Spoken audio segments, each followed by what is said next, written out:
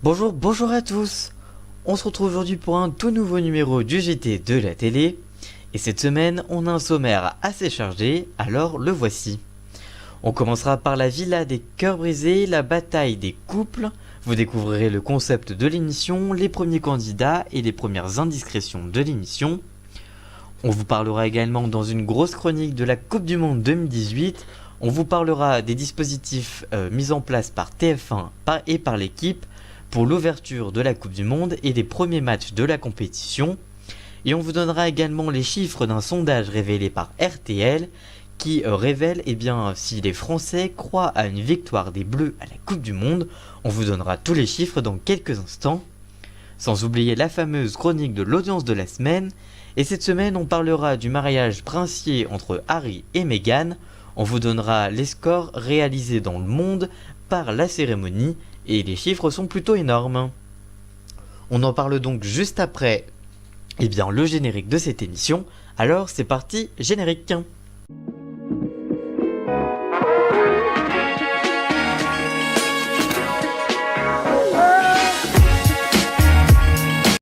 On parle maintenant dans ce JT de la télé de la villa, la bataille des couples. Découvrez le concept de la nouvelle émission de TFX, les premiers candidats et les premières indiscrétions de l'émission. TFX continue sa transformation de chaîne pour les millénials avec un nouveau programme de télé-réalité. Il s'agit d'une nouvelle version de la Villa des cœurs brisés, décryptage des premières informations. Un nouveau concept d'aventure. TFX lance un nouveau programme de télé-réalité avec un spin-off de la Villa des cœurs brisés, présent sur l'antenne depuis plusieurs années. L'émission sera à mi-chemin entre le jeu d'aventure et la télé-réalité, qui sera d'ailleurs tournée à Ibiza en Espagne. Des couples emblématiques de l'émission ou de la télé-réalité s'affronteront dans des épreuves sportives. Les audiences de la Villa des cœurs brisés toujours très encourageantes. La Villa des cœurs brisés est devenue une des nouvelles marques fortes de la chaîne. La saison 3 s'est terminée il y a quelques semaines et a enregistré une moyenne très confortable de 423 200 téléspectateurs pour 2,1% de part de marché devant TFX. À peine la saison terminée, une nouvelle saison était déjà en tournage. Le casting révélé. Ce dimanche avait lieu le départ des candidats pour le tournage. Les candidats ont été révélés par le blogueur Jeff Langdevip. Voici tous les noms. Vincent Shogun et la fille qu'il a rencontrée sur la Villa des cœurs brisés 4 qui n'a pas encore été diffusée et qui le sera peut-être très bientôt. Benoît et Jesta de Koh-Lanta, Steven et Cassandre qui est sa femme depuis quelques semaines, on l'a appris via les réseaux sociaux, mais elle n'a jamais fait normalement d'émission de télé-réalité. Vivian et Beverly qui se sont rencontrés lors de la Villa des cœurs brisés saison 3. Jazz et Laurent qui sont eux aussi passés par la Villa des cœurs brisés mais uniquement pour parler de leur couple et non pas pour régler un problème cette saison. Tom et Agda qui ont fait le 10 couples parfaits sur la même chaîne. Hilary et Sébastien qui sont actuellement en diffusion dans Moundir et les apprentis aventuriers saison 3. Et c'est un événement puisque Hilary n'avait jamais quitté W9 et selon Jeff Langdevip, elle serait au casting de cette nouvelle télé-réalité sur TFX. Et enfin, Manu et Antonin qui étaient venus régler leurs problèmes de couple lors de la Villa des cœurs brisés saison 3. Une diffusion à la rentrée. TFX a déjà dans ses cartons plusieurs télé-réalités qui sont déjà tournées. Voici donc des suppositions de dates de diffusion.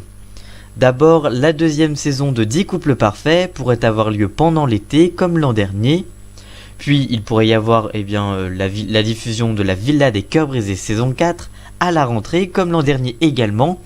Car certaines histoires de couple comme celle de Vincent Shogun, je vous le disais, sont nées lors de ce tournage.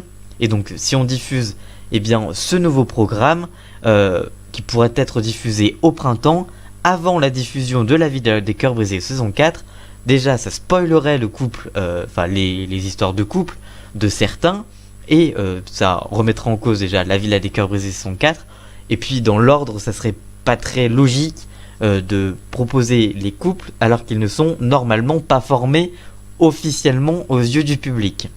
Voilà. Donc ce sont des suppositions.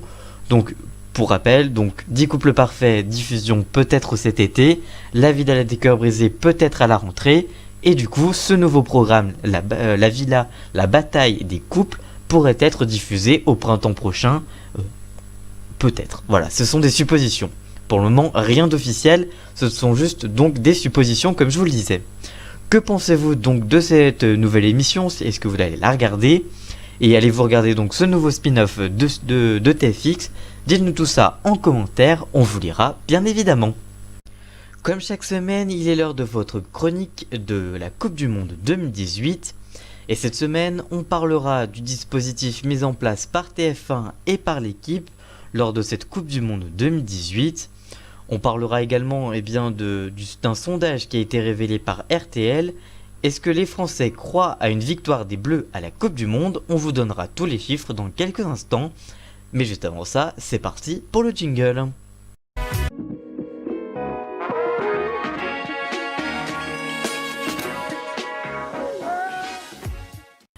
On commence d'abord par le dispositif mis en place pour la Coupe du Monde lors de l'ouverture et des premiers matchs de la compétition sur l'équipe et sur TF1.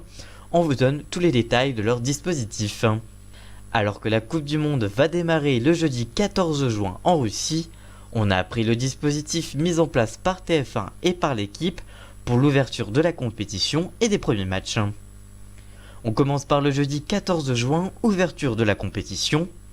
Dès 15h35, Denis Brognard prendra les commandes du MAG de la Coupe du Monde en direct sur TF1. Puis à 16h30, la cérémonie d'ouverture aura lieu. Dès 16h50, le match d'ouverture Russie-Arabie Saoudite avec aux commentaires Grégory Margoton et Bizente Lizarazu. Enfin, à 18h55, Denis Brognard reprendra l'antenne pour décrypter le match avec son magazine, le MAG de la Coupe du Monde. Pour l'équipe, entre 14h et 15h45, la chaîne proposera l'équipe de Russie, présentée par Mesut Benterki. Puis entre 17h45 et 18h05, pendant la mi-temps du match Russie-Arabie Saoudite, qui ne sera pas diffusé sur la chaîne, sera diffusée l'équipe de la mi-temps. Puis, dès 18h50, les chroniqueurs de l'équipe d'Estelle reviendront sur le match avec Estelle Denis. À partir de 22h30, l'équipe du soir reviendra sur le début de la compétition dans l'équipe du soir avec Olivier Ménard. Enfin, à minuit, l'équipe de Thomas avec Thomas Hugues devrait également parler de la Coupe du Monde 2018. Pour le vendredi 15 juin, TF1 va remodeler ses grilles puisque le journal télévisé de 20h sera diffusé à 19h15, donc c'est plus un 20h mais un 19h. Celui-ci se terminera à 19h45 avec la météo, puis à 19h50 le match Portugal-Espagne aura lieu avec aux commentaires Christian Jean-Pierre et Ruby Garcia. À 21h40, le MAG présenté par Denis Brognard en direct. Enfin, à partir de 22h30, TF1 proposera un nouveau numéro de Vendredi Tout est permis avec Arthur qui n'a pas en tout cas de thème particulier avec la Coupe du Monde. C'est juste, c'est pas vraiment un prime puisqu'il est diffusé plus tard, mais c'est pas vraiment une deuxième partie de soirée puisqu'elle est diffusée plutôt qu'une vraie deuxième partie de soirée. Donc voilà, c'est un entre-deux, c'est voilà. Donc, mais normalement, l'émission de Vendredi Tout est permis n'a pas de spéciale Coupe du Monde. Peut-être que ce sera fait, mais en tout cas, ça n'a pas été annoncé officiellement dans les communiqués de TF1. Pour l'équipe, le dispositif démarre dès midi avec l'équipe de Russie, avec Mesut Benterki, qui sera également proposée à 14h. À 16h45, la grande soirée qui sera l'avant-match du match Maroc-Iran, qui ne sera pas diffusé sur l'équipe, je vous le rappelle. Puis à 18h50 jusqu'à 20h, l'équipe d'Estelle reviendra bien sûr les deux premiers matchs de la compétition et sera une sorte d'après-match du match Maroc-Iran. Puis à 20h45, l'équipe de la mi-temps pour le match Portugal-Espagne avec Olivier Ménard. Puis à 21h50, l'équipe du soir avec Olivier Ménard reviendra justement sur ce match Portugal-Espagne qui sera bien le troisième match de la compétition tout simplement. La diffusion de la Coupe du Monde commence donc le jeudi 14 juin en Russie sur TF1 pour une grande partie de la compétition en clair, sur beIN Sport pour la totalité de la compétition, puisque beIN Sport diffuse chacun des matchs de la compétition et proposera d'ailleurs de nombreuses heures de direct et de diffusion de la Coupe du Monde sur ces différents canaux. Pour le moment, ça n'a pas été réellement communiqué. Et sur l'équipe avec un grand dispositif que je viens de vous décrypter à l'instant. Que pensez-vous de cette compétition? Allez-vous suivre le dispositif sur l'équipe, sur TF1 ou sur beIN Sport? Dites-nous tout ça dans les commentaires, on vous lira bien évidemment. Mais on continue cette chronique de la Coupe du Monde avec un sondage qui a été révélé par RTL et qui demandait aux Français s'ils croient à une victoire des Bleus à la Coupe du Monde. Voici tous les chiffres. Alors que la Coupe du Monde débutera dans un peu moins d'un mois, les paris sont lancés quant à l'équipe qui remportera cette Coupe du Monde 2018. Cette année, la Coupe du Monde 2018 a lieu en Russie et à un mois de l'ouverture de la compétition, les premiers pronostics sont lancés. C'est la radio donc RTL, je vous le disais, qui a révélé ces chiffres. Pour 29% des Français qui ne sont pas fans de football, ils voient une victoire de la France. Et même 37% pour les amateurs de ballon rond. Autre chiffre, les Européens voient à 29% une victoire de l'Allemagne. Donc selon les Européens, l'Allemagne devrait remporter cette compétition.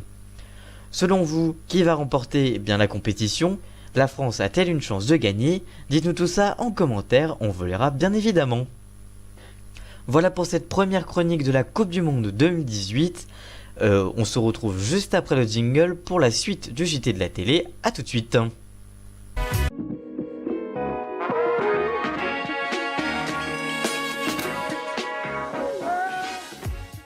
On parle maintenant de l'audience de la semaine et cette semaine on va parler de Harry et Meghan, le mariage qui a passionné le monde entier et justement on va vous donner les audiences des pays qui ont diffusé la cérémonie et des chaînes. Et je peux vous dire que les chiffres sont plutôt énormes. Voici donc tous les chiffres juste après le jingle. C'est parti, jingle.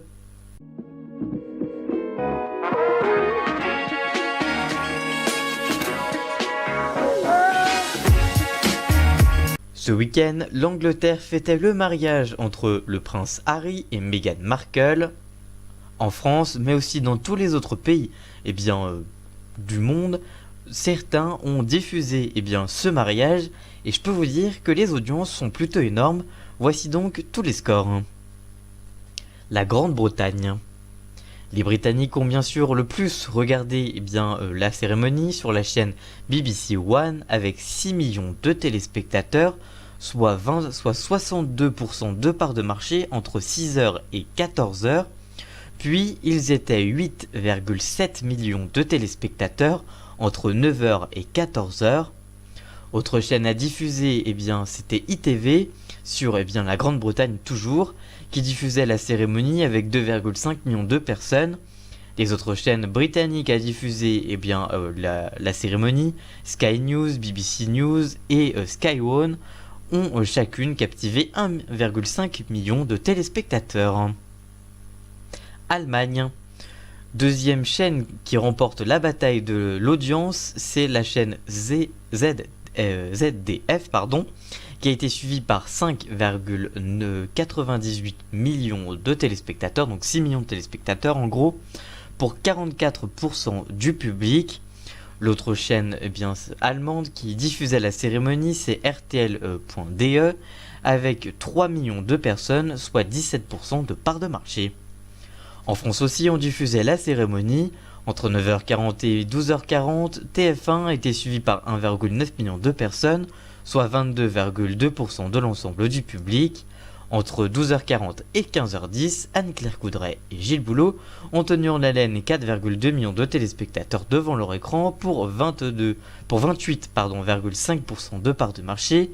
France 2 a également pris l'antenne entre 9h35 et 16h15 avec Julien Bugier et Stéphane Bern qui ont fédéré 3,3 millions de téléspectateurs, soit 30,9% de part d'audience.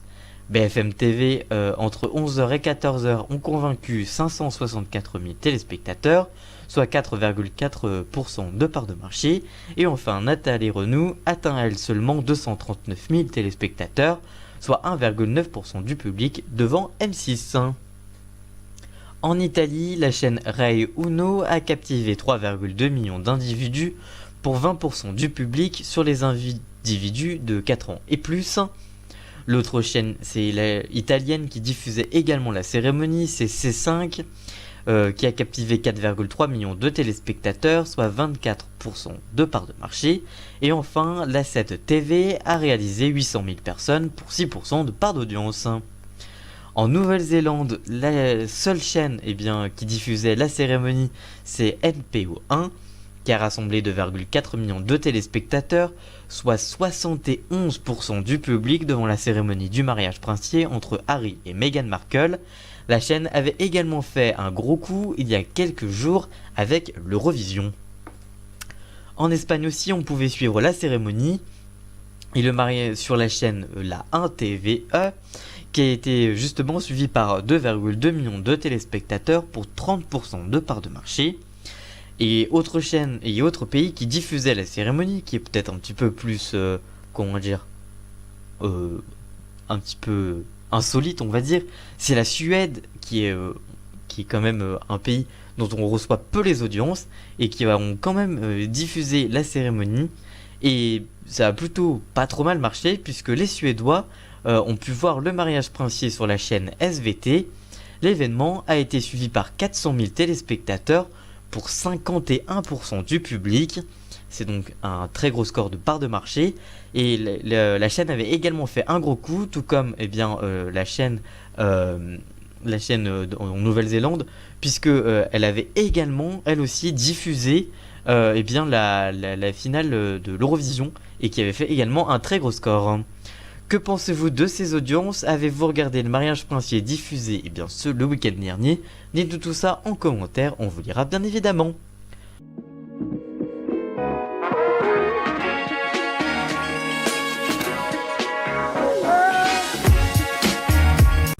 Voilà, j'espère que ce nouveau numéro du JT de la télé vous aura plu. Si c'est le cas, n'hésitez pas à le liker, le commenter, le partager. N'hésitez pas à nous rejoindre sur les réseaux sociaux, tous les liens sont dans la description. Et nous on se retrouve très vite pour une nouvelle vidéo. A très bientôt, ciao.